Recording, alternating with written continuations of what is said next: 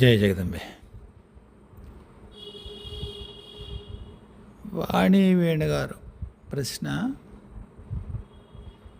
దుర్మార్గులు జీవితాంతం దుర్మార్గాలు చేసి చివరిలో 2 సంవత్సరాలు ఊరికే బాధపడతారు, వెళ్ళిపోతారు. అంత సులువుగా తేలిపోతే ఎలాగా? మొట్టమొదటి విషయం, ఎవ్వరు వాళ్ళు చేసిన దానికి సమానమైనటువంటిదే పడతారు. సమానం అంటే ఈక్వల్ అనుకోకండి అమ్మా, ఏది రైటో అది. సమం అంటే అర్థం ఏమిటంటే ఐడెంటికల్, ఈక్వల్ అది కాదు. ఏది ఉచితమో, ఏది యోగ్యమో అదే పడతారు. ఇప్పుడు చివరి 2 ఏళ్ళు చూస్తున్నారు దుర్మార్గుడు అనుకుంటున్నారు మీరు. వాడెవడో చాలా దురంతం పొందాడు, చాలా ఇబ్బంది పడ్డాడు, మంచంలో ఉన్నాడు, ఎంతటి దుష్కర్మ అనుభవించుంటాడో దానికి ఫలం అనుభవించుంటాడు ఇది అన్నప్పుడు మనకి తెలియదు. మంచం పట్టి చాలా దుర్భరమైన స్థితిలో వెళ్ళిపోతే వాడు పాపని, అలా సునాయాసంగా వెళ్ళిపోతే వాడిది మహాపుణ్యం చేసుకున్నాడని భ్రమలో ఉండకండి అమ్మ. అలా లేదు, అలా ఉండదు. ఉంది ఒక సూత్రం ఉంది. అత్యుత్కటై పుణ్యపాపై ఇహైవ ఫలమశ్నుతే. అతి ఉత్కటమైనటువంటి, అతి ఘోరమైనటువంటి, అతి ఎక్కువ అయినటువంటి పుణ్యం కానీ పాపం కానీ ఇక్కడే ఫలం అనుభవించాలి అని సూత్రం. అంటే మళ్ళీ ఎక్కడికో పట్టుకొని వెళ్ళడానికి వచ్చేలో ఉండదు, ఇప్పటికిప్పుడే అది ఉంటుంది. ఒక ఉదాహరణ చెప్తాను. ఆంధ్రదేశంలో ఒక చోట ఒక రాజకీయ నాయకుడు ఉండేవాడు. మున్సిపాలిటీ ఎలక్షన్ దగ్గర నుంచి లెజిస్లేటివ్ అసెంబ్లీ, పార్లమెంట్ ఎలక్షన్స్ వరకు ప్రతి ఎలక్షన్లోనూ ఆయన పేరు సుబ్బారావు అనుకోండి ఉదాహరణకి. ఎస్ఐని కొట్టిన సుబ్బారావు, సిఐని జుట్టెచ్చుకొని జీపులోంచి కిందకి లాగిన సుబ్బారావు, ఎస్పీని నేల మీద పడేస్తానని సుబ్బారావు. ఇవే ఉండేవి హెడ్డింగ్లు. చాలా చిన్న వయసులో, గట్టిగా 50 ఉందో లేదో, మొత్తం శరీరం అంతా కూడా పక్షవాతం వచ్చి దుర్భరమైన చావు చేశాడు. ఒక మహావక్త తన వ్యంగ్య సంభాషణలు, ఉపన్యాసాలతో దేశాన్ని ఉర్రూతలూగించాడు. మంచివాడో చెడ్డవాడో దైవం తెలియాలి. పైకి అయితే అంత చెడ్డవాడేం కాదు, వ్యక్తిగతంగా ఏం చెడ్డవాడు తెలియదు, రాజకీయంగా చెడ్డవాడు కాదు, మంచి పనులే చేశాడు. దాదాపు నేను అనుకోవడం 7-8 ఏళ్ళు 10 ఏళ్ల పాటు మాట లేదు. అంతటి వక్తకి మాట లేదు. ఆయన ఉన్నాడని ఉపన్యాసం కోసం వచ్చేటు జనం ఉండేటువంటి ఆ వక్త ఎవరు? ఆయనకి అసలు మంచినీళ్ళు ఇచ్చేవాడు ఉన్నారేమో అంతే. పెద్ద పొజిషన్లో ఉండగా అది అనారోగ్యం వచ్చిన తర్వాత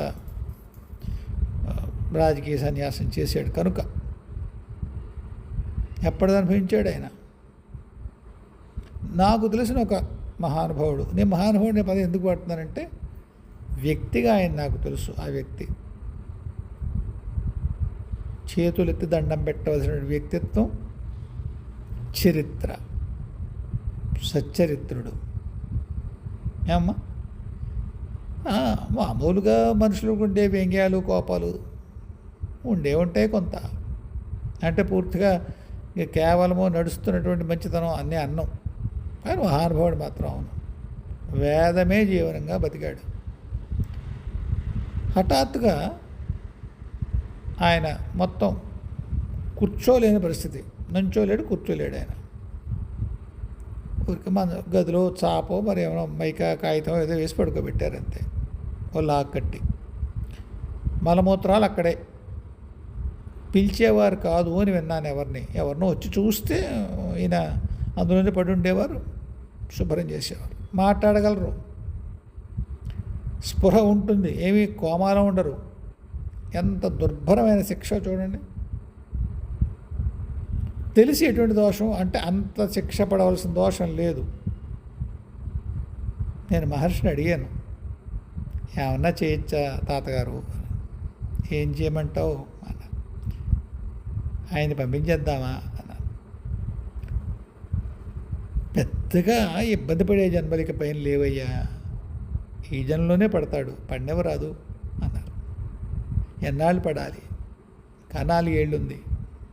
4 ఏళ్ల పాటు మలమూత్రాల మధ్య జీవిస్తాడా? స్పృహ ఉండి ఏమన్నా చేయండి. సరే, నువ్వు అడుగుతున్నావు కాబట్టి దాన్ని ఇంకొక విధంగా దాన్ని ఎక్కడో పలతన చేస్తానులే. ఇప్పుడైతే 2 ఏళ్ళు తప్పదు అన్నారు. 2 ఏళ్ళు తప్పదా? తప్పదు. సరిగ్గా మేము మాట్లాడుకున్న తర్వాత ఆయనకు అనారోగ్యం వచ్చిన 2 సంవత్సరాలు ఎండగానే హఠాత్తుగా వెళ్ళిపోయారు ఆయన. తెలిసిన వాళ్ళందరూ అనుకున్నారు, అంతటి వేదవిహితమైనటువంటి జీవితం జీవించాడే, ఆయనకి ఎలా వచ్చిందో. ఆయన అనుకున్న వాళ్ళు కొందరు, ఆ వెనకాల ఏం చేశాడో అనుకున్న వాళ్ళు కొందరు. రెండూ తప్పే. జీవుడు ఒక స్థాయికి వచ్చిన తర్వాత తన ఆత్మ ప్రయాణంలో కొంత వెసులుబాటు కల్పిస్తారు. అంటే అతని జీవితం ఎలా ఉంటుంది, చివరి రోజులు ఎలా నడుస్తాయి, అది వాళ్ళ నిర్ణయం. కర్మదేవతలతో కలిసి వాళ్ళ జీవన ప్రణాళిని రచించుకునేటువంటి స్వేచ్ఛ వాళ్ళకు ఉంటుంది. అందరికీ కాదు సుమా, కొందరికే ఆ స్థితికి వచ్చిన వాళ్ళకి. ఈయన అలా నిర్ణయించుకున్నాడు. రాబోయే జన్మల్లో 2-3 జన్మల్లో 3 వంతులు పూర్తి కర్మక్షయమై మంచి ఆత్మిక స్థితిని పొందుతాడు ఆయన అని చెప్పారు తాతగారు. కాబట్టి ఈయన అటువంటి నిర్ణయం తీసుకున్నారు. సరే, నా ఓటు వాడేవాడు కాస్త పెద్దవాళ్ళతో పరిచయం ఉన్నవాడు, కాస్త బతిమాలి అమ్మకో ఓ మహర్షికో ఓ గురువుకో చెప్పుకుని వాళ్ళకి ఏమైనా తగ్గించగలడు. అది కూడా వాళ్ళ పుణ్య విశేషాన్ని బట్టే ఉంటుంది ఆ పరిచయం కూడా. కాబట్టి ఎక్కడ దుర్మార్గం ఎలా చెప్తారు? పరమ దుర్మార్గుడయ్యి నేనెరుగున్నవాడే ఒక చోట పుకారుండేది. ఒకనొక సంతకం పెట్టకుండా ఫైల్ మీద సంతకం పెట్టినందుకు 50 లక్షల రూపాయల లంచం తీసుకున్నాడు అని చెప్పుకునేవారు. టెన్నిస్ ఆడుతూ చనిపోయాడమ్మా. టెన్నిస్ ఆడుతూ తెల్లారగట 5 గంటలకి కుప్ప కూలిపోయాడు అంతే. ఎలా? ఆ 50 లక్షల లంచానికి చనిపోయి ఉంటాడా? మరి అంత సులువుగా పోయాడే, అంత సులువుగా. అలా పాలు తీసి ఆ పాల చెంబు పక్కన పెట్టి వెనక వాలిపోయిన వాళ్ళు, విస్తర ముందు కూర్చొని పరిశేచనం చేసి పక్కకు వాలిపోయిన వాళ్ళు, కొల్లలు,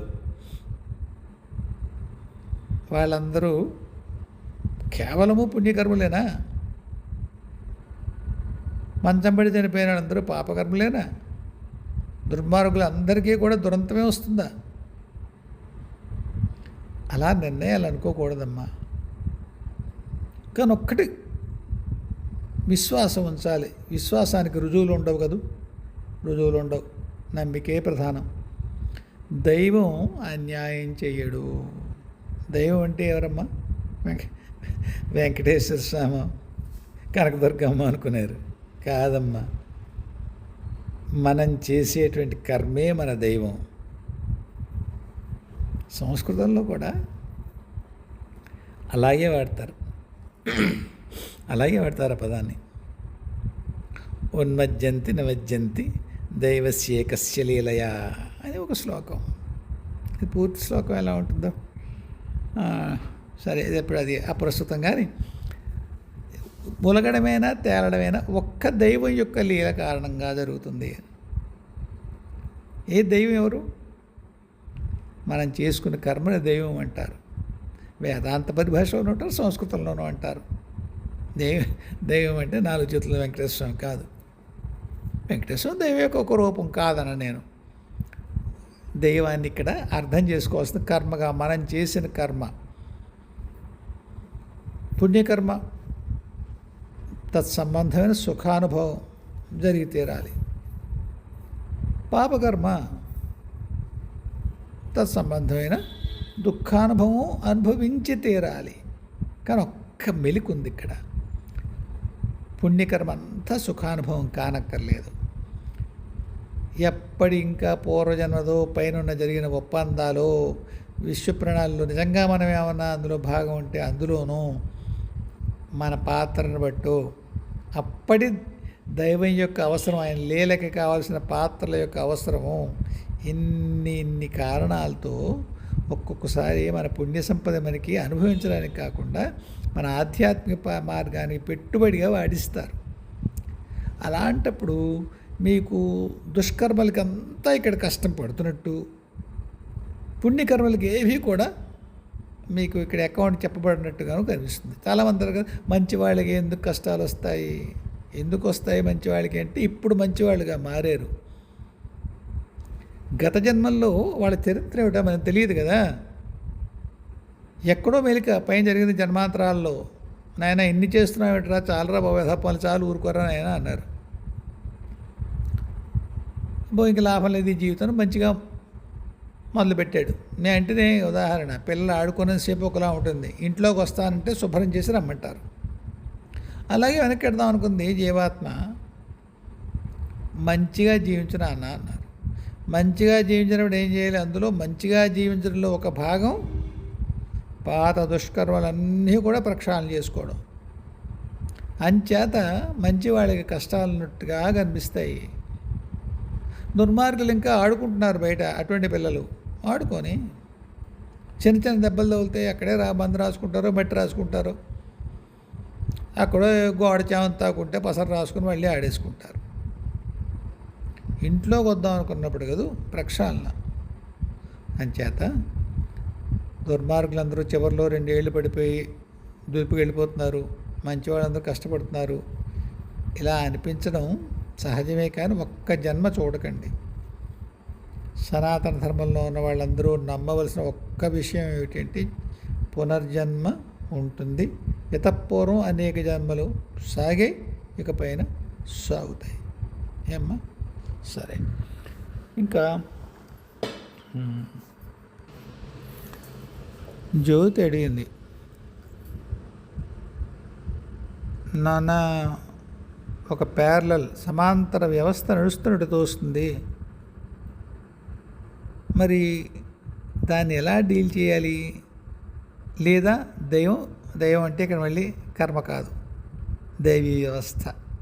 దీన్ని ఈ భూమి యొక్క పాలనా యంత్రాంగాన్ని నడిపించేటువంటి వ్యవస్థ ఎలా డీల్ చేస్తుంది? ఇక్కడ భూమి అన్నప్పుడు మనం భూమిలో ఉన్నాం కనుక నిజానికి మొత్తం సౌరమండల వ్యవస్థ చూసుకోవాలి. ఎందుకంటే భూమిలో ఉండేటువంటి జీవుల యొక్క జీవన వ్యాపారాలను నిర్దేశించేటువంటి గ్రహగమనాల్ని మనం కనుక గణనలో తీసుకుంటే ఒక్క భూమి ఒక్కటే మాట్లాడకూడదు, కానీ మనం అర్థం చేసుకుందాం భూమి ఒకటే అనుకుందాం కాసేపు. నిజానికి వైయక్తిక స్థాయిలో మనం ఏం చేసేది ఏముంటుంది? ఇల్యూమినాటీ, ఓకే, డీప్ స్టేట్లు, ఓకే. మీరు ఇందులో ఇంగ్లీష్ నవళ్ళు చదివేటువంటి అలవాటు ఉంటే ఎవరికైనా, దాదాపు 20 ఏళ్ల క్రితం 25 ఏళ్ల క్రితం రాబర్ట్ లడ్లమ్ అని, ఎలా పలుకుతారో లుడ్లమ్ అంటారో ఏమంటారో, LUM అనుకుంటాను, అతను రాసిన మెటారసే సర్కిల్ అనే పుస్తకం ఉంటుంది. అంటే గ్రిప్పింగ్ రీడ్, మొదలు పెడితే అవదు, పుస్తకం అయ్యే వరకు లేవడం ఇష్టం ఉండదు. అందులో ఉంటుంది మొత్తం ప్రతి వ్యవస్థలో, న్యాయ వ్యవస్థలో, పరిపాలనా వ్యవస్థలో, అధికార వ్యవస్థలో, మత వ్యవస్థలో, ఆరోగ్యాల పరిపాలన అంటే హెల్త్ మేనేజ్మెంట్, అన్ని వ్యవస్థల్లోనూ ఒకానొక సంస్థ తన మనుషులను పెడుతుంది. ఒక స్థితికి వెళ్ళిన తర్వాత జడ్జి వాళ్ళ మనిషి, ప్రధానమంత్రి వాళ్ళ మనిషి, సైనికాధికారులు వాళ్ళ మనుషులు, మంత్రులు వాళ్ళు అందరూ వాళ్ళే, మత అధికారులు మఠాధిపతులు వాళ్ళు, వాళ్ళందరూ కొత్త ప్రపంచం, వాళ్ళకి నచ్చేలా. అది మంచి చెడు నేనేం మాట్లాడట్లేదు. అలాంటిది ఇల్యూమినాటీ అంటే ఉందంటారు. రకరకాలు ఉంటాయి. 400 కుటుంబాలు మొత్తం ప్రపంచాన్ని శాసిస్తున్నాయని కొందరంటారు. 13 కుటుంబాల వాళ్ళే మొత్తం ప్రపంచం యొక్క ఆర్థిక వ్యవస్థని నడిపిస్తారు, శాసిస్తారు అని కొందరంటారు. భారతదేశంలోనే 87 కుటుంబాల వాళ్ళే మొత్తం ఆ సేతు సీతనగ పర్యంతము ఉండేటువంటి సమస్తమైన న్యాయ వ్యవస్థల్లోనూ న్యాయాధిపతులు వాళ్ళే. 87 కుటుంబాలు. 140 కోట్ల జనాభా ఉండేటువంటి దేశంలో 87 కుటుంబాల్లో ఉండేటువంటి వాళ్ళైనా న్యాయాధిపతులు అయ్యేది. ఎక్కడో ఏదో తేడా లేదు అనిపిస్తుంది. దీన్ని చూసే వ్యవస్థ ఉంటుంది, భూమి యొక్క పరిపాలన చూసే వ్యవస్థ. అది ఆ యంత్రాంగం ఎప్పుడు మార్పు రావాలో నిర్ణయిస్తుంది. అయితే ఆ మార్పు ఎంతో సూక్ష్మంగా వస్తుంది, మనం గుర్తించలేము. మనకి ఇప్పుడు థగ్గులు, పిండారీలు ఇలాంటి దారిదోపిళ్ళు ఉన్నారా? లేరు. ఒకప్పుడు నల్లులు ఉండేవి, ఉన్నాయా? లేవు. ఒకానొక అనారోగ్యం మొత్తం భూమి అంతా కుదిపేసేది, అది ఇప్పుడు ఉందా? లేదు. సతీ సహగమనం ఉందా? లేదు. ఐరోపా దేశాల్లో మాంత్రికులు మంత్రగాళ్ళు అని చెప్పి చెట్టు కట్టి కాల్చేసేవారు, ఉందా? లేదు. ఏమైంది? చర్చి ఏదన్నా చెప్తే దానికి వ్యతిరేకంగా చెప్తే వాళ్ళని ఏదో ఒక వంకన కాల్చి చంపేసేవారు, ఇప్పుడుందా? లేదు. ఐరోపా దేశాలు ప్రతి చిన్న దేశం పక్క దేశంతో కొట్టుకుని చచ్చేవారు, ఇప్పుడు కొట్టుకుంటారా? ఎందుకు అడుగుతున్నానంటే కాలంలో ఒక అంతర్ప్రవాహంగా వస్తున్నటువంటి మార్పు అలా జరుగుతూ ఉంటుంది. ఇంతకుముందు ఏవైతే సర్వసామాన్యంగా నడిచిపోయేవో దుర్మార్గాలు కూడా అవి ఈనాడు జరగవు. రాజకీయ నాయకులు చేస్తారండి, ఎక్కాదుక్క ఎక్కడో ఉంటుంది. ప్రతి 10 గ్రామాలకి ఒక రాజు, ఓ జమీందారు, వాడికి ఏ శాసనము వాడి మీద వర్తించదు, వాడు అన్నదే ధర్మం. వాడు ఏ శిక్షణ, శిరచ్ఛేదం వరకు ఏ శిక్షణ వేయచ్చు. వాడికి నచ్చితే ఏ ఆడకూతురునైనా తీసుకెళ్ళిపోవచ్చు. ఎప్పుడు అంతే కదమ్మా. విశృంఖలమైన అధికారం ఉన్నప్పుడు మనిషి చెయ్యి వేసేది 2 వస్తువులు, ఒకటి డబ్బు, 2 స్త్రీ. ఎక్కడ సైన్యం గెలిచినా కానీ భూమిని ఆక్రమించినప్పుడు మొట్టమొదటి జరిగేది ఏమిటి? అక్కడ వీళ్ళు ఎక్కడైతే ఏ దేశంలో వీళ్ళు జయించారో భూమిని, అక్కడున్న స్త్రీల మానహనం జరుగుతుంది. తర్వాత వాళ్ళు ఎప్పటికీ తేరుకుని ప్రశ్నించడానికి వీలు లేకుండా వాళ్ళ ఆహార వ్యవస్థని నాశనం చేస్తారు, గిడ్డంగులు, పంటలు అన్నీ. ఇలా ఎక్కడ పడితే అక్కడ అన్యాయాలు. ఎంతమంది రాజులు మనకి స్వతంత్రం నాటికి 464 మంది ఎంతమంది ఉండేవారు సంస్థానాధీశులు. అందరూ క్షత్రియులు కాదు, చాలామంది క్షత్రియేతరులు. సరే, బ్రాహ్మణ రాజ్యం వెళ్ళిన చాలా తక్కువ, కాబట్టి వాళ్ళని లెక్క పెట్టక్కర్లేదు. ఎందుకు చెప్తున్నానంటే ఇప్పుడున్నాయా రాజ్యాలు అంతటి విశృంఖలంగా విచ్చలవిడిగా ఒక వ్యక్తి నిర్ణయిస్తాడా? మీరు అనొచ్చు రాజకీయ ఎమ్మెల్యేలు ఎలా ఉంటారు, ఎక్కడన్నా ఉండనివ్వండి, 5 ఏళ్ళు 10 ఏళ్ళు ఎవరో వాళ్ళు తిరగబెట్టేస్తారు ఆ రాజ్యాన్ని, ఆ రాచరికాన్ని. రాచరికం అంటే ఇక్కడ నాకు తెలిసి ప్రభుత్వం. అలా ఉందా పూర్వం? లేదు కదా. కాబట్టి ప్రపంచంలో ప్రతి వ్యవస్థ మారుతోంది. ఈవేళ ఏది భయంకరంగా ఉందని మనకు అనిపిస్తోందో అది మారుతుంది. ఇటువైపు మారుతుంది. ఒకానొక పీక్కి వెళ్ళిపోయి ఉంటుంది అరాచకత్వం. అక్కడి నుంచి శాంతిగేసే మారుతుంది. మీకు అనిపించదు, ఒక్క వ్యక్తి వాడు కోపం వస్తే బాంబు వేసేస్తాడు, వాడు 15 దేశాల మీద వాడు దాష్టీకం చేస్తున్నాడు, వాడు నోబెల్ పీస్ కావాలంటాడు, కానీ వాడు చేస్తున్న అరాచకం ఏం కాదు. వాడు కూడా ఒక పావు. ఆ పెద్ద దేశం ముక్కలవ్వాలి, ఎవరో ఒకడు ఉండాలి కదా. మొత్తం ప్రపంచం మీద దాని యొక్క గుత్తాధిపత్యం పోతుంది. ఆ వ్యక్తి వెర్రేళ్ళ పిచ్చేళ్ళ కనిపించవచ్చు, కానీ అతని మూలాన్ని ఆ దేశం ముక్కలవుతుంది, దాని ఆధిపత్యం పోతుంది. ఇదికోసం చెప్పాను, 2019లో చైనా 11 ప్రావిన్సులుగా విడిపోవాలి. గురువులు విడనివ్వలేదు. భారతదేశం ఇంకా బలాన్ని పుంజుకోలేదు. చైనా విడిపోతే అమెరికా దాని దృష్టి భారతదేశం మీద పడుతుంది. తట్టుకుని నిలబడే శక్తి ఇంకా ఆర్థికంగా కానీ, సామాజికంగా కానీ, వ్యవస్థాపరంగా కానీ భారతదేశం ఇంకా అంత ఆరోగ్యంగా లేదు. కాబట్టి ఉండని చైనా కొన్నాళ్ళన్నారు, ఉంచుకున్నారు. ఎప్పుడో చైనా ముక్కలవ్వదా? ఇప్పుడు అమెరికా ముక్కలవుతుంది, తర్వాత చైనా ముక్కలైపోయినా పర్వాలేదు, కమ్యూనిజం వెళ్ళిపోతుంది.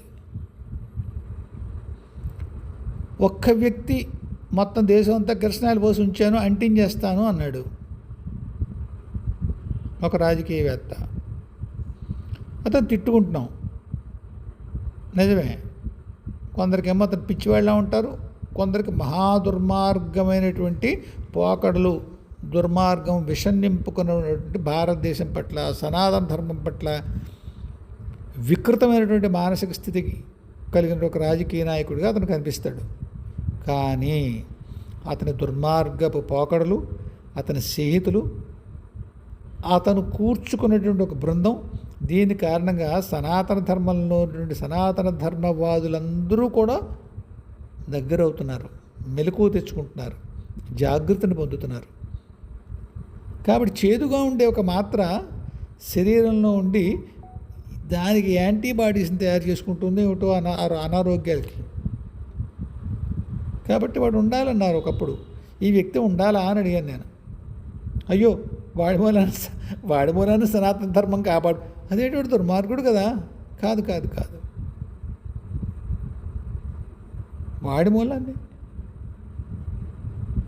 మీరు మాయాబజార్ సినిమా చూస్తుంటే అందులో ఒక ఇది పేటిక ఏదో ఉంటుంది, అది తెరిచి చూస్తూ ఉంటారు. ఎవరికి ఇష్టమైన వాళ్ళు కనిపిస్తూ ఉంటారు.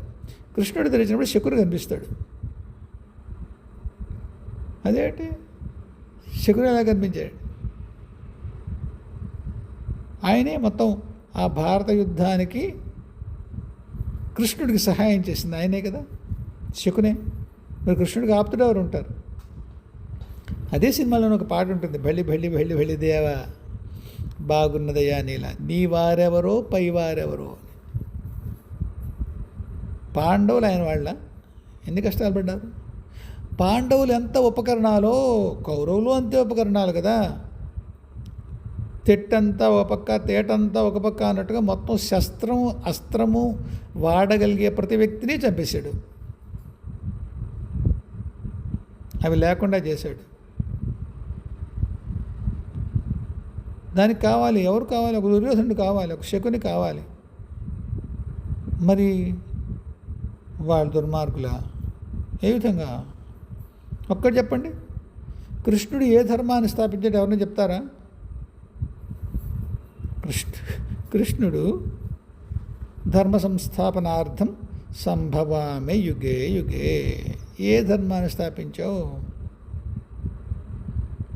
కృష్ణుడు వెళ్ళిపోయే కాలానికే కలి ప్రవేశించి అరాచకం బయలుదేరితేనే కదా ధర్మరాజు గుర్తించి ఏరే కృష్ణుడు ఎక్కడున్నాడో చూడండి. కలి యొక్క ప్రభావం ఎంత తీవ్రంగా మొదలైందంటే కృష్ణ నిర్యాణం జరిగిందో అని భయం పడుతున్నాను అని వెతికిస్తాడు. అప్పుడు ద్వారకావనంలో కృష్ణ కళేబరం కనిపిస్తుంది. ఆ కథ వేరే. ఇది చెప్పండి, కృష్ణుడు ధర్మస్థాపన చేసుంటే ఆయన బతుకుండగానే కలి ఎలా ప్రవేశించాడు? ఎలా ప్రవేశించాడు? ధర్మరాజు వాళ్ళు అంత అంత అద్భుతమైన పాలన అందించుంటే మరి కలి ఎలా రాగలిగాడు? ఒక ఒక ఒక ఒక ఒక చిన్న సమూహమా భూమి యొక్క గతి నిర్ణయించే తల్లి? వాళ్ళ ధర్మాధర్మాలు నిర్ణయిస్తాయా భూమి గతిని? ఒక ఒక విశాలమైన ప్రణాళిక ఉంటుంది, దైవీ ప్రణాళిక. దాంట్లో ఒక్కొక్కసేపు మనం ఒక బిట్టు చూస్తే వాడు మంచి ఒక చెడ్డ అనుకుంటాం. ఆ కడ నుంచి కడ వరకు చూడగలిగేవాడు ద్రష్ట. వాడు నిర్లిప్తుడై ఉదాసీనుడై ఉంటాడు, దేని పట్ల కూడా కంగారు పడకుండా. మన వాళ్ళు చెప్పేది అదే, ఉదాసీనుడివై ఉండు. ఎందుకు? ఎలాగా ఒక స్థితికి వచ్చాక అదే నిజం. ఈ మొత్తం లీలలో ఈ వేళకు ఉత్థానం, ఒక పతనం, ఒక తరంగం లేచింది, మళ్ళీ ఒక సుడిగండం దిగిపోయింది. దానికి కంగారు ఉడిపోకు, దేనికి కంగారు ఉడిపోకు. చూడలా. కాబట్టి ఏవి కూడా జుట్టు పీకేసుకుని ఇబ్బంది పడిపోయి ఏం లేవు. అయితే ఒక్క మాట అనొచ్చు మీరు, ఒరే అబ్బాయి నిన్ను తెలిసిన వాళ్ళు, నువ్వు ఎన్నో సంకల్పాలు చేస్తూ ఉంటావు, అది జరగాలి, ఇది జరగాలి, ఆ యుద్ధం ఆగాలి, ఈ జలమార్గాలు ఫ్రీ అవ్వాలి, అదేదో ఇంకోటి అవ్వాలి, దండాలు ఎడుతూ ఉంటావు కదా అమ్మవారికి అయ్యేవారికేను. మరి నువ్వెందుకురా చేస్తున్నావు? బాధ్యత. ప్రపంచం పట్ల అందరికీ ఉన్నలాగే నాకు కూడా చిన్న బాధ్యత. కాకపోతే దాన్ని అన్నప్పుడు సరిగ్గా నెరవేర్చలేను. ఒక చాలా ఇష్టమైన శ్లోకం భగవద్గీతలో, యోగస్థ కురు కర్మాణి సంగం త్యక్త్వా ధనంజయ సిద్ధ్యో సమో భూత్వా సమత్వం యోగ ఉచ్యతే. యోగస్థితిలో ఉండి సంఘాన్ని వీడి సిద్ధవుతుందో అసిద్ధి అవుతుందో, అంటే పని అవుతుందో అవదో తెలియకపోయినా సరే సమస్థితిలో ఉండి, ఎక్విలిబ్రియంలో ఉండి, సంచరించిపోకుండా నీ పని నువ్వు చెయ్యి. సంగం త్యక్త్వ, అటాచ్మెంట్, మోహం లేకుండా చేసే పని యందు చెయ్యి అంటాడు కృష్ణుడు. అన్నిటికంటే అందులో కీవర్డ్ ఏమిటి? సిద్ధ్యో సమో భూత్వ. రిజల్ట్ ఎలా ఉంటుందో తెలియదు, సిద్ధో అసిద్ధో. దాని యందు సముడువయ్యండు. ఎలా అలా అని చెప్పి సిద్ధి అసిద్ధి ఎలా ఉన్నా ఉదాసీనంగా ఉండమంటే పట్టించుకోకుండా ఉండమని కాదు. సమోభూత్వ అంటే కేవలము సమానమని కాదు. ఇందాక చెప్పాను నేను, సమోభూత్వ ఉచితంగా ఉండు, ఏది సరో అలా. ఇక్కడ సిద్ధి ఉంది, బాగుంది కాబట్టి ఇక్కడ కాస్త తగ్గించి ఇంకో చోట దృష్టి సంకల్పం మీద పెట్టు. అసిద్ధి ఉంది, పని జరగలేదు, దాని మీద మరింత సంకల్పం పెట్టు, మరింత కృషి చేయి. అంతేగాని జరిగింది జరగదు, మనకే సంబంధం, మన పని చేసేసాం, ఇది కాదు. సిద్ధ్యో సమోభూత్వ అంటే అది కాదు అర్థం. ఈ సమం అనే పదానికి ఈ దేశంలో అర్థం మార్చాలి. కామం అనే పదానికి, సమం అనే పదానికి చాలా దిక్కుమాలని అర్థం తీసుకుంటారు. కామం అంటే ఎంతసేపు ఆడమగజ మధ్య జరిగే ఒక వ్యవహారం ఒకటేనా? మీ బతుకు జన్మ ఒక్కదాంతో అవుతుందా? చచ్చిపోతాం. తెల్లారు లేస్తే పక్కింటి ఆవిడ దగ్గర నుంచి, ఎదురింటి ఆవిడ, ఆఫీస్ ఆవిడ, పక్క ఆవిడ, మొత్తం అంతా వాడి గురించి ఏడుస్తాం మనం. మళ్ళీ వాడెవడో ఓ రాజకీయ నాయకుడు, వాడికి ఇంకో సెకండ్ సెటప్ ఉంది, మనకి నచ్చదు. సినిమా యాక్టర్ సెకండ్ సెటప్ ఉంది, మనం చచ్చిపోతాం. ఎవడో గురువో మహాత్ముడో ఎవడో చేట్టుకున్నాడు, వీడు తీసేస్తాడు, వాడెవడో, మనం జుట్లు పీకేసుకుని ఆ గురువు అలా చేశాడు, ఈ మహాత్ములు అలా చేశాడు, ఆ రాజకీయ ఒరే నీకు కావాల్సింది అదే కదా, ఎందుకు చచ్చిపోతావు? నువ్వు నీకు అందరూ కావాలి. ఆ పైన సంఘంలో ఎవరన్నా ప్రతిష్ఠితమైన వ్యక్తులు ఉంటే వాళ్ళు మాత్రం వానపాల్లో ఉండాలి, వాడికి ఏ బలహీనత ఉండకూడదు. నువ్వు మాత్రం శుభ్రంగా బేఫికర్గా ఇర్రెస్పాన్సిబుల్గా ఏమైనా ఉండొచ్చు. కామం అంటే అది. మనకి కామం అదొక్కటే కామం కాదు కదా. వాడి ప్రధాన అవ్వాలో, ముఖ్యమంత్రి అవ్వాలో, వాడి పార్టీ మున్సిపాలిటీలోనో దేశంలోనో ఎన్నికలోకి రావాలో, దానికోసం వాడు చేసే అరాచకాలు, దానికోసం మళ్ళీ వాడితే జన్మలు, అది కామమే. దాన్ని ఎందుకు గురించాం మనం? కామం అంటే కేవలం లొంగీలకి లంగాలకి సంబంధించిందేనా? కాదయ్యా తండ్రి. అలాగే సమం అంటే ఈక్వల్ కాదు,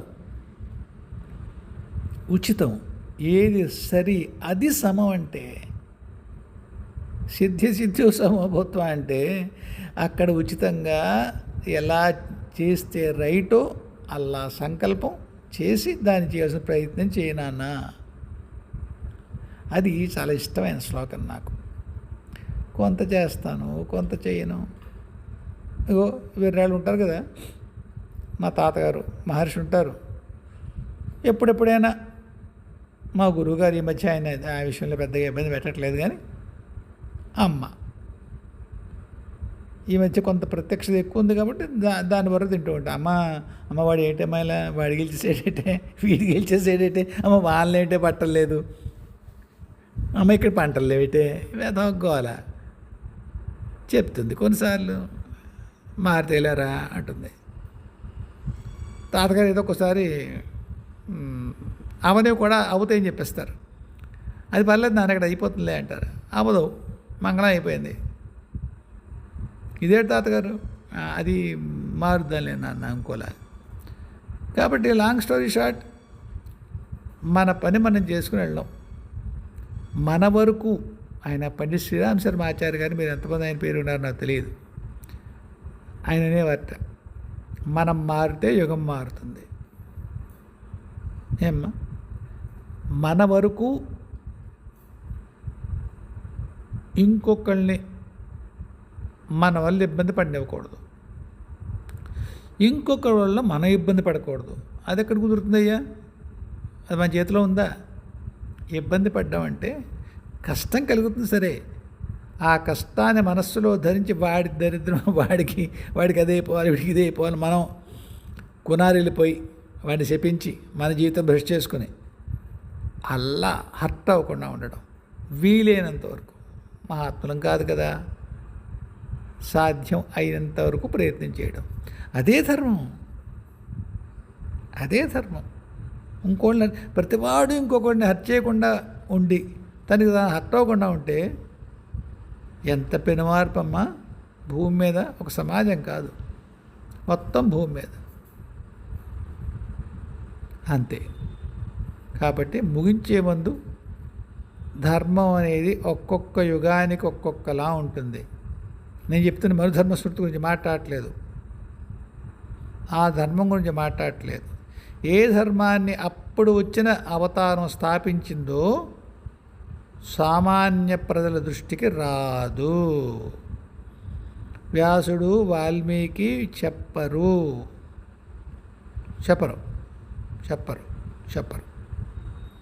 ఊహించుకోవడమే. మనం అందరం దండాలు పెట్టేసుకుని అవతారం వస్తుంది, ధర్మ సంస్థాపన చేస్తుంది.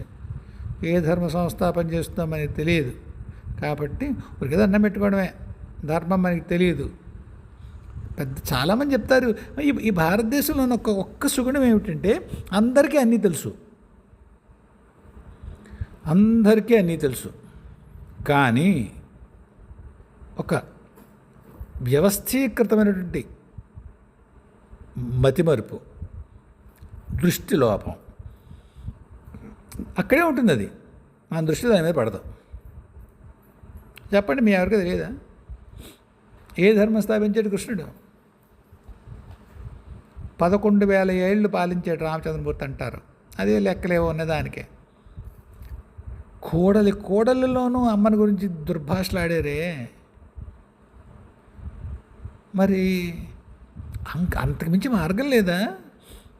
ఆయన వెళ్ళిపోవాలంటే చచ్చిపోవచ్చు కదా సీతాదేవి. ఎంత దరిద్రం ఎందుకు? అంతటి సాధ్వికి ఎన్ని మాటలు పడాలా? కోడలిలోనూ ఈ సినిమాలో ఉన్నట్టు ఒక చాకలండం కాదు, కోడల్లో ప్రతి సెంటర్లోనూ ఆడుకున్నట్టు. అవసరమా ఆవిడికి? ఆవిడే మందలిస్తుంది నన్ను. అది కథలేరా అంటుంది. ఏం కదా, జరిగిందేగా. ఏం ఏడ్చిందో తెలియదు మనకి. ఏ ధర్మం స్థాపించాడు? మీరు రామాయణం మహాత్ములు చెప్తుంటారు కదా, మన పెద్దవాళ్ళు ప్రవచనకర్తలు, అందులో చెప్తూ ఉంటారు, వాళ్ళని ఇలా పడ్డాయి, తండ్రి కంటే కొడుకు ఎప్పుడు ముందు చనిపోలేదు, ఇంకా ఏవో ఇలాంటివి. అంటే అవన్నీ కూడా ధర్మ స్థాపన జరిగినటువంటి రాజ్యం యొక్క లక్షణాలు. మరి అంతటి మహాసాధ్విని అంత దుర్భాషలాడింది ఆ ప్రజ ఏ ధర్మాన్ని పాటించింది?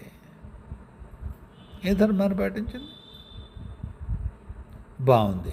ఆయన వెళ్ళిపోగానే మరి లవకుశులు అటువంటి, అందులో లవుడో కుశుడో కానీ ఒక రాక్షసుడి చేతిలో చనిపోతాడు. రాముణ్ణి నిలవరించినటువంటి ఆ పిల్లల్లో ఒకడు ఒక రాక్షసుడి చేతిలో చనిపోతాడు. రాముడు స్థాపించిన ధర్మం ఎక్కడుంది? ఆయన వెళ్ళిపోవడం పోయిందా? అంటే రబ్బర్ని ఇలా పట్టుకొని సాగదీసి ఉంచుతాం, ఒక్కసారి పట్టు వదిలేగానే మళ్ళీ యథాస్థితికి వచ్చేస్తుంది. భూమి మీద ధర్మం అంతేనా? ధర్మస్థాపన అనేది ఎప్పుడు ఉందా? ధర్మస్థాపన ఎప్పుడూ లేదేమో అనిపిస్తుంది నాకు. ఎప్పుడు లేదు. ఆయన ఉన్నంతకాలం ఒక ధర్మాన్ని నడవనిచ్చాడు. కృష్ణుడు ఉన్నంతకాలం ఒక ధర్మాన్ని నడవనిచ్చాడు. ఇప్పుడు ఇంకోటి ఎవడో ఉండుంటాడు, మనకు తెలియదు, పేరు తెలియని మహాత్ముడు ఎవడో, వాడు ఒక ధర్మాన్ని నడిపిస్తున్నాడేమో. సత్యయుగంలో కథలు చదవండి. ఇప్పటికి మీకు అర్థమైనటువంటి, మీరు ఈవేళ సమాజంలో ఏ ధర్మం అనుకుంటున్నారు అటువంటి ధర్మం లేదు. ఒక అతిథి దేవుడు, వాడు ఏమడిగితే వాడికి అన్ని సౌకర్యాలు చేయాలి. ఒక అతిథి ఆవిడ ఏమంటుందని ఆతిథేయి, హోస్ట్ అంటాం కదా, ఆ అమ్మాయిని అడిగేట, భోజనం అయిన తర్వాత నాకు సుఖం కావాలని. భర్తతో చెప్పింది ఆవిడ, కాస్త అరిగి మీద కూర్చోండి, ఆయన ఏదో అడుగుతున్నాడు అని. అయ్యో, ఆయన అడిగితే ఇవ్వాల్సిందే. బుద్ధి ఉందా? ఆ దౌర్భాగ్యుడు అడగవలసిన కోరికేనా అది? తర్వాత కథలో విష్ణుమూర్తి అది ఎలా పరీక్షించాడు ఏదో రాసేస్తారు అనుకుందాం. ఏమో, ఆయన విష్ణుమూర్తి కాబట్టి పరీక్షించి, వద్దులే అమ్మ, నువ్వు నా కూతురు లాంటిదానివి అని చేత ఏదో పరీక్షించని చెప్పి అన్నాడు మా కథలో.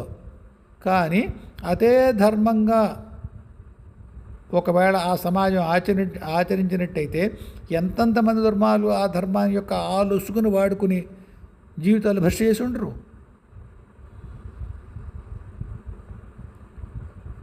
ఏ యుగంలోనూ ఇప్పుడు మనం ఎరుగున్న ధర్మాలు, మనం ఒప్పుకున్న ధర్మాలు,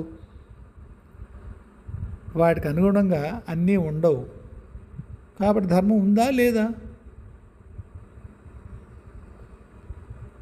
అంత పెద్ద నిర్ణయాలు, అంత పెద్ద జడ్జిమెంట్లు చెయ్యరాదు. మరి ఏం చేయాలి? ధర్మం అంటే ఇక ధర్మం లేదా? మనం ఎలా నడవాలి? నాకు తెలుసు ఒక్కటే, మళ్ళీ అదే చెప్తాను, ఇంకొకరిని ఇబ్బంది పెట్టకు, గాయపరచకు, నువ్వు గాయపడకు. ఇక్కడ ఉన్నది చాలు, ఇంక వెనక్కి వెళ్దాం. అమ్మో అయ్యో మరొకటో, ఆ ప్రయత్నంలో ఏం చేయగలవో చెయ్యి, అంతే కథ. అదే ధర్మం, ఇంకేం లేదు. మొత్తం ఆత్మ ప్రయాణాన్ని ముగించుకునేటువంటి ప్రయత్నము మాత్రమే ధర్మము. మీ ఆత్మ పట్ల నిష్ఠ కలిగి ఉండి అది కిందకు వచ్చింది కనుక దైవం నుంచి విడిపోయి తిరిగి దాని దైవంలో కలపడమే మీ ధర్మం, ఇంకొక ధర్మం లేదు. మిగతా మీకు ఏవేవి చిన్న చిన్న నియమాలుగా, సూత్రాలుగా కనిపిస్తున్నాయో, కట్టుబాటులో కనిపిస్తున్నాయో, సంప్రదాయాలుగా కనిపిస్తున్నాయో, అవన్నీ కూడా విశాలమైనటువంటి ధర్మంలో చిన్న చిన్న అంశాలు మాత్రమే. ఇవన్నీ పెనవేసుకుని ఒక సుదీర్ఘమైన, దృఢమైన ఒక తంతు ఉంటుంది. అది మీ ఆత్మిక ప్రయాణం. పరమాత్మ నుంచి విడిపడిపోయేటువంటి ఆత్మ భూమి మీదకి వచ్చి అనుభవాలను తీసుకుని ఇంకా చాలు వెనక్కి వెళ్దాము అనే ప్రయత్నం చేయడంలో ఏవేవి జరుగుతాయో దానికి అనుకూలంగా అవి ప్రతిదీ ధర్మమే.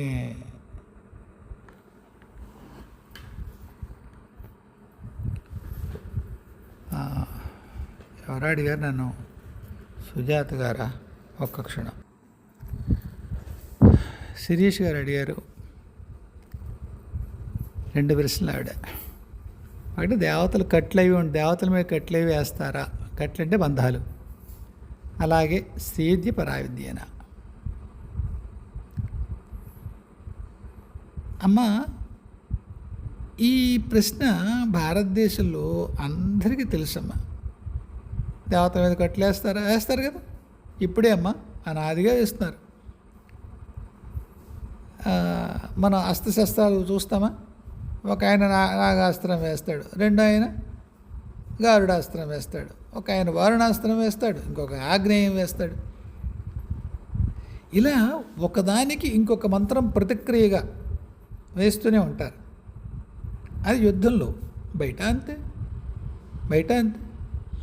అయితే ప్రత్యేకించి దానికి ఒక శాస్త్రం ఉంటుంది, తంత్రశాస్త్రం.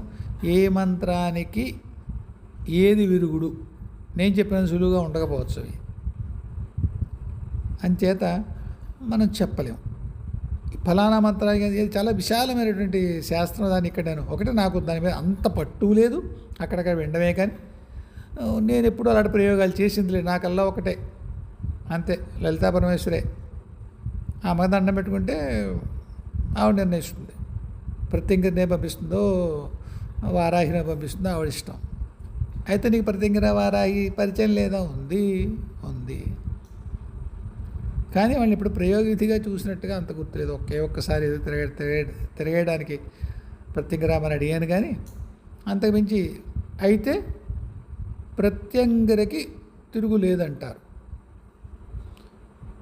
మరి వారాహిలో ఒక విద్య ఉంది, ఉన్మత్త భైరవం అని. మరి దానికి తిరుగులేదంటారు.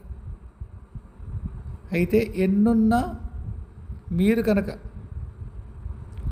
లలితా పరమేశ్వరి మంత్రం యందు మీకు ఒక సిద్ధి కలిగి ఉందనుకోండి. సిద్ధి అంటే మళ్ళీ మీకు చేతిలో బెల్లముక్క రావడం, తలుచుకునేసరికి ఇలా నీళ్లు చేతిలో రావడం, ఇలాంటి సిద్ధులు కాదని చెప్తుంటా.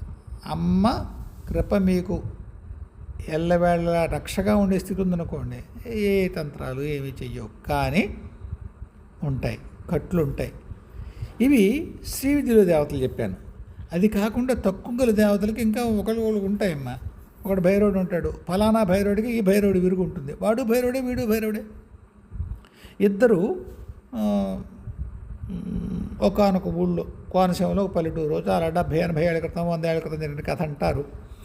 ఒక ఆయన ఒకడి మీద శత్రుత్వం వచ్చి సుదర్శనం, బాగా ఆయన సిద్ధించిన మంత్రం సుదర్శన ప్రయోగం చేశాడు. ఒక ఇత్తడి పళ్ళెం మీద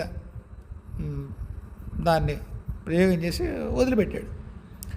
ఆ చక్రం అందరూ చూస్తుండగా అవతల ఎవరి మీద పంపించాడో ఆ ఇంటికి వెళ్ళి గుమ్మాన్ని గుద్దుకుని కింద పడిపోయిందట.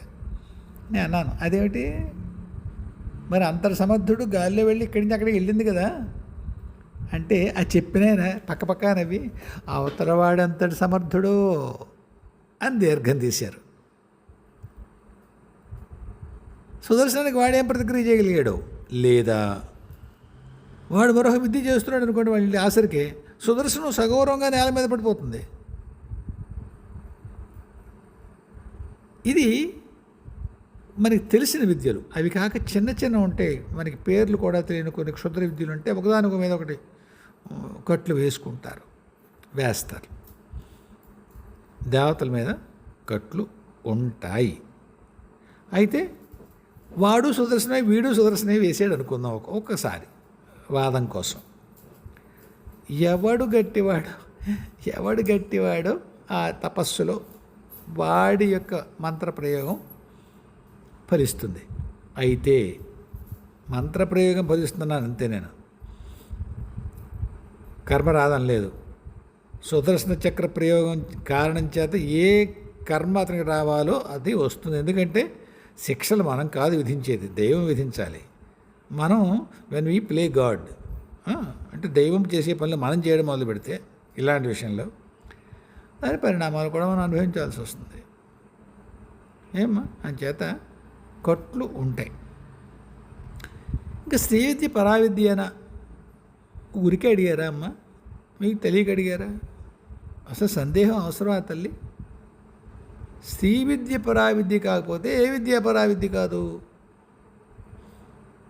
తప్పకుండా ముమ్మాటికి శ్రీ విద్య పరావిద్యే. ఎటొచ్చి పరం కోసమే చేయాలి సాధన, అప్పుడు పరావిద్య. శ్రీ విద్య వల్ల మీ సమకాలీన జీవితంలో, కంటెంపరీ లైఫ్ అంటామే, అందులో మీరు కోరే ప్రతి కోరిక ధర్మబద్ధము కానిది కూడా తీరుతాయి. నేను తెలిసే అంటున్నాను ఈ మాట. ధర్మబద్ధము కానిది కూడా తీరుతాయి. కారణం ఇదే. అదేరా బాబు చెప్పదా అమ్మ? చెప్తుంది. ధర్మబద్ధం కాని కోరిక మీరు కనుక కోరినట్టయితే అమ్మ మిమ్మల్ని హెచ్చరిస్తుంది. నాయన లేదు తల్లి, ఇది ప్రమాదమే, ఇది జోలికి వెళ్ళకు, కాదు కూడదు అని పేజీ పెడతారు. చేస్తుంది. తర్వాత దాని ప్రతిక్రియ కూడా చేస్తుంది. నాకు చిన్నప్పుడు ఈ కథ చెప్పానేమో ఇంత పూర్వం, ఈ వీడియోలో గుర్తులేదు నాకు. జ్వరం వస్తే మా ఇంట్లో లంకణాలు పెట్టేవారు. నానా గోల పెట్టేవాడిని నేను. మిగతా 5 సంతానము బుద్ధిగా ఉండేవారు, నేను పర్వత మార్గంగా ఉండేవాడిని. అంత పెద్ద అంటే ఏమో అలా పెరిగాను.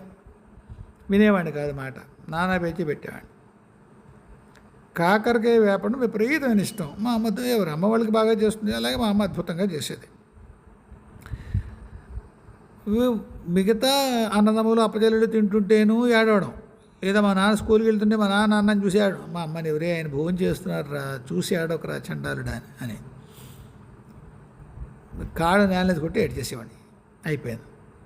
మా అమ్మ అందరూ వెళ్ళిపోయి 10:30 10 గంటలకు భోజనం చేస్తుంటే మళ్ళీ గోలు పెడుతుంటే ఇంకా భరించలేక ఆ కాకరకాయ అన్నం కలిపిన 2-3 ముద్దలు, 2-3 ముద్దలు పెట్టేది కాదేమో, కూడా 1 ముద్ద పెట్టేదేమో, పెట్టేది. మరి ఎలా? 102 జ్వరం ఉంది, చచ్చిపోతాడు పిల్లాడు. మా అమ్మ భాషలో శనిపాత వచ్చి చచ్చిపోతారా అదా పిల్లాడా, తినకూడదురా అలాగా అంత జ్వరం ఉంటే అనేది. శనిపాత అంటే టైఫాయిడ్. ఏం చేసేది? ఇంకా నా బాధ భరించలేక అన్నం పెట్టిందే గట్టు. తర్వాత ఆవిడ చేతులు కడుక్కుని భోజనం అయిన తర్వాత పెద్దబాబు ఇలారా అది తీసుకెళ్ళి మా నాన్న ఆయుర్వేద వైద్యుడు కూడా మహాసుదర్శన చూర్ణం అని ఉండేది. గరళం, కేవలము గరళం. అది ఓ చెంచాడు నోట్లో పోసేసేది, నోరు నొక్కేసి ఓ గ్లాసుడు మంచినీళ్ళు నోట్లో పోసేది. గిలగిల కొట్టుకునేవాడిని. అంత చండాలంగా ఉండేది దాని రుచి. అంటే అనేటప్పుడు ఎరా కాకరకాయ చేదుగా లేదు, ఆ చేదు తింటావా, సుదర్శన చూర్ణం తినవా, తిను అని బలవంతంగా సుదర్శన చూర్ణం వేసేది. సుదర్శన చూర్ణం సన్నిపాతంతో సహా సమస్త భయంకరమైన జ్వరాలకి అది విరుగుడు. సరే, ఇప్పుడు ఏం చెప్పాను మీకు? మా నాన్న అయితే పెట్టడు. ఏడిస్తే ఏడవనివే అదా, మళ్ళీ జ్వరం వస్తే ఇంకా లంకణాలు ఎక్కువ కట్టాలి, ఏడవని అనేవాడు. అమ్మలా కాదు, పెడుతుంది, విరుగుడు కూడా చేస్తుంది. అలా మరీ పేచీ పెట్టి గట్టిగా సాధన చేసి నాకు అలాంటి ఆ కోరిక తీరాలన్నారు, తీరుస్తుంది. దరిమిల ఆ కోరిక మీరు తీర్చుకున్నందుకు ఏ మరి దుష్ఫలం అన్నా వద్దులేండి ఆ పదం, ఫలం ఏదైనా కానివ్వండి, అది మీ చేత అనుభవింప చేస్తుంది. అది కూడా ఆవిడ ప్రేమలో భాగమే. ఎందుకంటే ఆ ప్రక్షాళన లేకపోతే మీరు ఆత్మీయ ప్రయాణం కుంటుపడిపోతుంది. అందువల్ల మీరు ఏం కోరారో అది ఇస్తూనే మిమ్మల్ని ప్రక్షాళన చేస్తూ మిమ్మల్ని ఆత్మిక ప్రయాణం వైపు కొనసాగిస్తుంది అమ్మ. కాబట్టి శ్రీ విద్య పరావిద్యే, మాటికి పరావిద్యే, సందేహం అక్కర్లేదు. సరేనమ్మా, ఈ పూటకింతే. మళ్ళీ కలుద్దాం. జయ గురుదేవ్, జయ జగదంబే, స్వస్తి.